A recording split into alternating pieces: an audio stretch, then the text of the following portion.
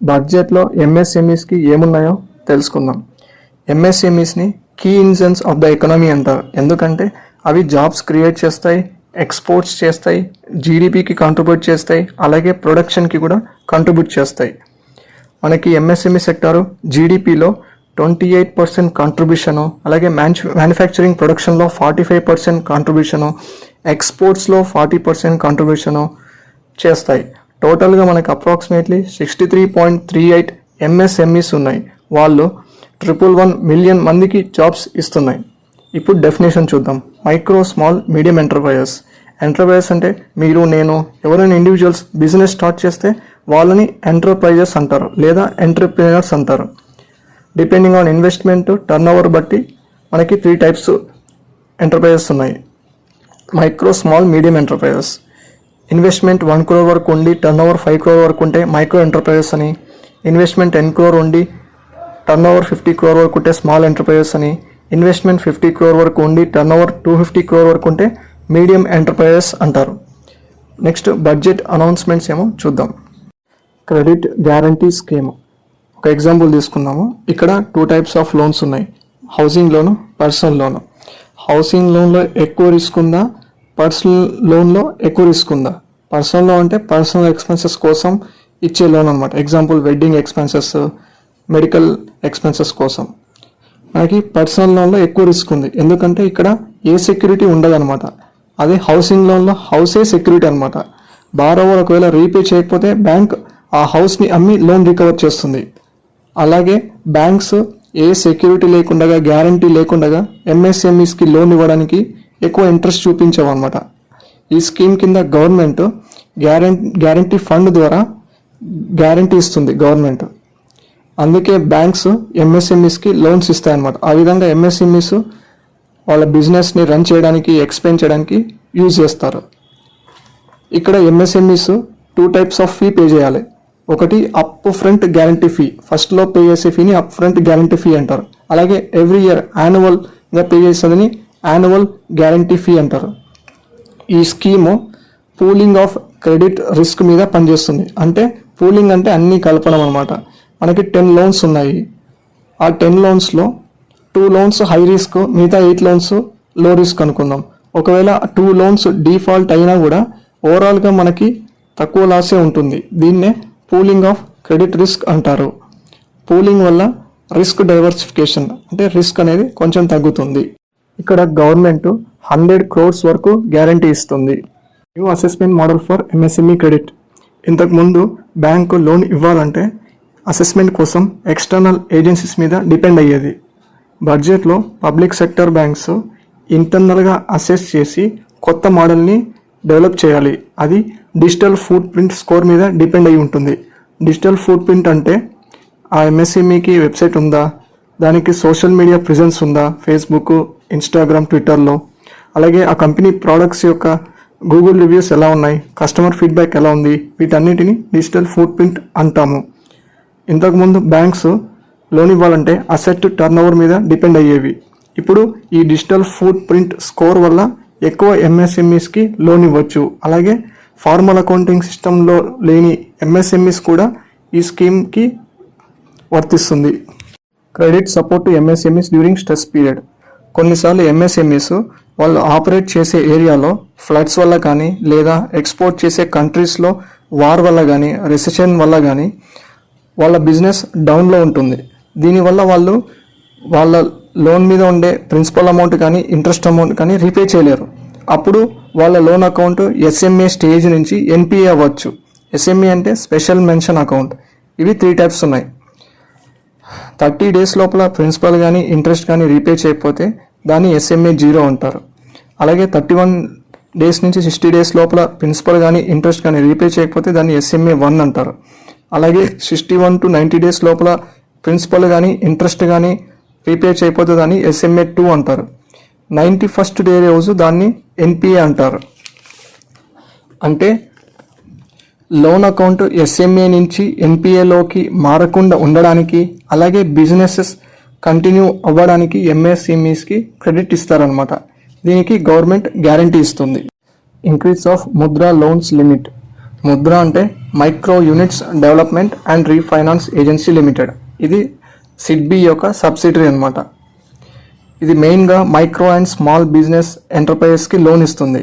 డైరెక్ట్గా కాదు, ఇండైరెక్ట్గా through NBFCs, small finance banks and regional rural banks. ఇది మెయిన్గా ఎన్సిబిఎస్ అంటే నాన్ కార్పొరేట్ స్మాల్ బిజినెస్ సెక్టర్కి అంటే మైక్రో స్మాల్ ఎంటర్ప్రైజెస్కి లోన్స్ ఇస్తుంది అనమాట.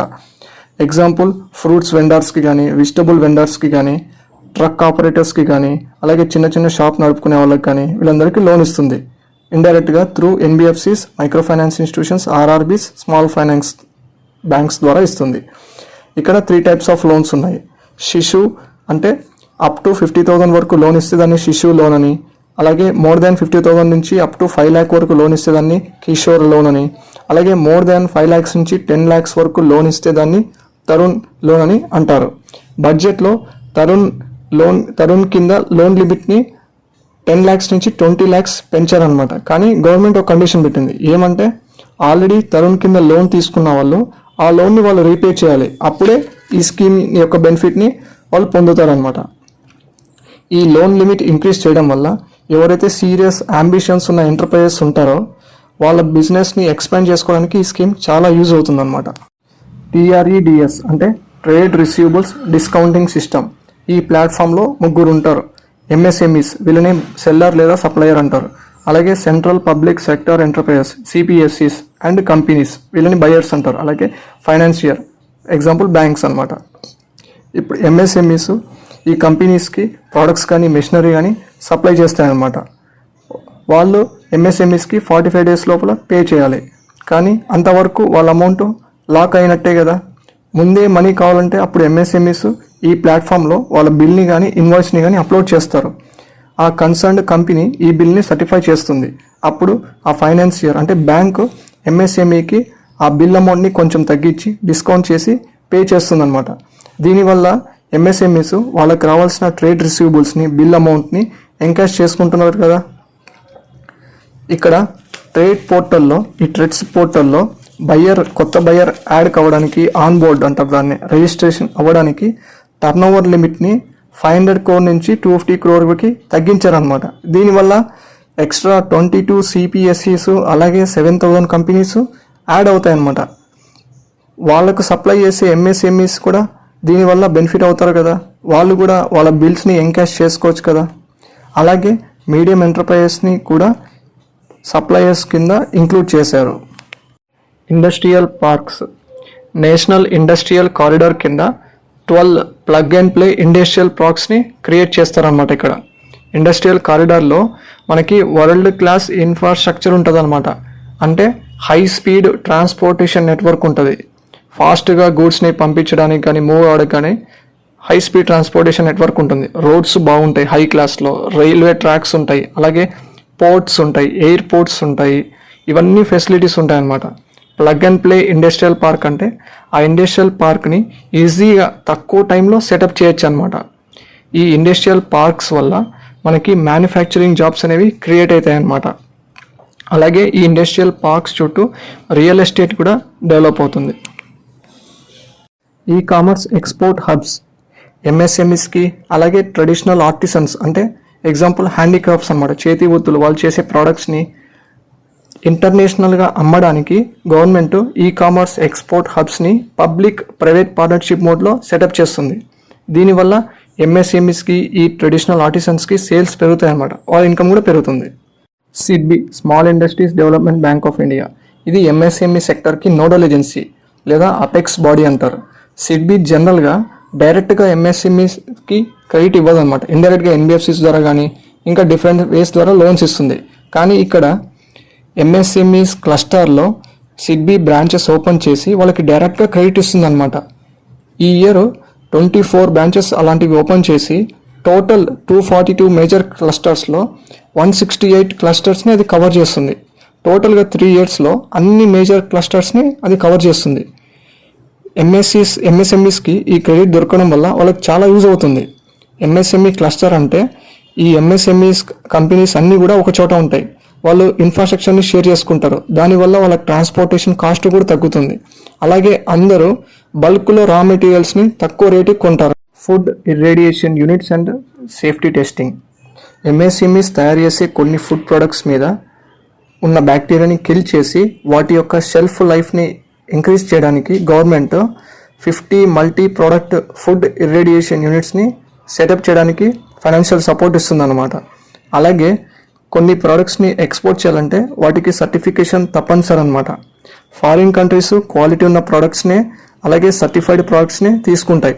అందుకే 100 food quality and safety testing ల్యాబ్స్ని విత్ NABL అక్రెడిషన్తో సెటప్ చేయడానికి గవర్నమెంట్ హెల్ప్ చేస్తుందన్నమాట. టోటల్గా ఇది budget announcements for manufacturing and services. Total 9 ప్రయారిటీస్లో ఇది ప్రయారిటీ నెంబర్ 4. అలాగే బడ్జెట్ థీమ్స్లో ఇది one of the themes. MSME అనేది వన్ ఆఫ్ ద థీమ్. ఇప్పుడు మనకి జీడిపిలో మ్యానుఫ్యాక్చరింగ్ సెక్టర్ యొక్క షేర్ వచ్చేసి ప్రజెంట్ 13% ఉంది. దీన్ని 2025 కల్లా 25% చేయాలని నేషనల్ మ్యానుఫ్యాక్చరింగ్ పాలసీ కింద టార్గెట్ పెట్టుకున్నారు. అలాగే మన GDP, India GDP present $3.7 trillion ఉంది. అది 5th ప్లేస్లో ఉంది. దీన్ని 2025 కల్లా $5 trillion అలాగే 2030 కల్లా $7 trillion థర్డ్ ప్లేస్లోకి రావాలని టార్గెట్ పెట్టుకుంది. ఇవన్నీ టార్గెట్స్ రీచ్ అవ్వాలి అంటే MSME సెక్టార్ గ్రోత్ అనేది చాలా ఇంపార్టెంట్ అన్నమాట.